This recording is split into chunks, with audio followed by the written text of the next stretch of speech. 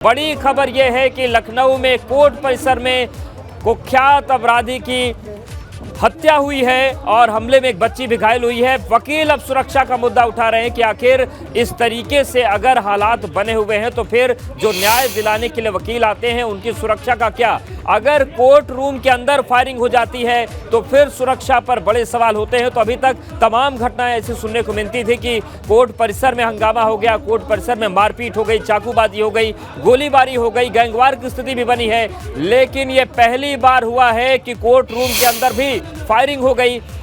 तो जो तमाम वकील वहां पर मौजूद है उनका कहना है कि वकीलों की ड्रेस में आया था और उसने ताबड़तोड़ फायरिंग की। लेकिन सवाल यह है कि जो मेटल डिटेक्टर लगाए गए हैं क्या वो फेल है, क्योंकि अगर कोई अपने साथ कोई हथियार लेकर पहुंचता डिटेक्ट नहीं किया जा सका। सवाल यह है कि जो संजीव महेश्वरी की सुरक्षा में पुलिसकर्मी पहुंचे थे वो क्या कर रहे थे, क्या वो इतने भी अलर्ट नहीं थे कि उसकी जान बचा सके, और जान नहीं भी बचा पाए तो उन्होंने भागना सही समझा।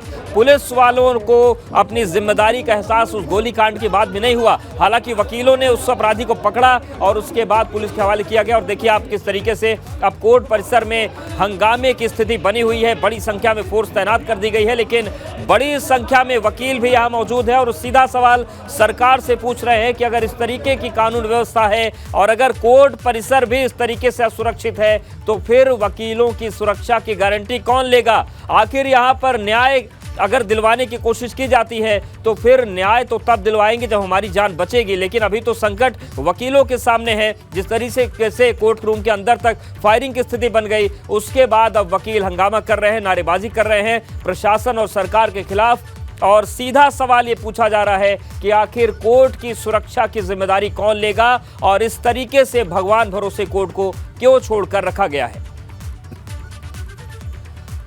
तो ये तस्वीर हम आपको दिखा रहे हैं लखनऊ की। देखिए उच्च न्यायालय के बाहर किस तरीके से बड़ी संख्या में वकील जमा हो गए हैं। बड़ा कांड हुआ है और जो संजीव महेश्वरी उर्फ जीवा है उसे गोली मारकर उसकी हत्या की गई है। हमले में एक बच्ची भी घायल हुई है और इसके बाद से अब पूरी सुरक्षा व्यवस्था पर सवाल खड़े हो गए हैं कि आखिर कोर्ट की सुरक्षा की ये स्थिति है तो फिर आप समझिए कि क्या हाल हो गया है। ये अभी लगभग 50 दिन पहले अतीक अहमद को कुछ इसी तरीके से पुलिस कस्टडी के बीच गोली मार दी गई, उसके भाई अशरफ को गोली मार दी गई।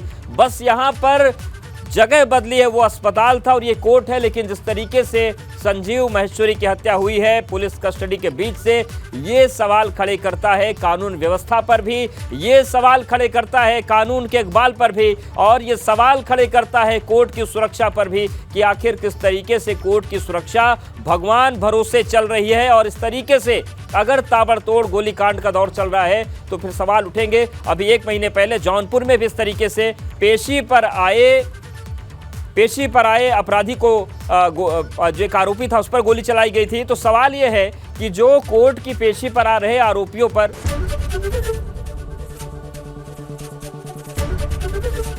एबीपी गंगा, खबर आपकी, जुबान आपकी।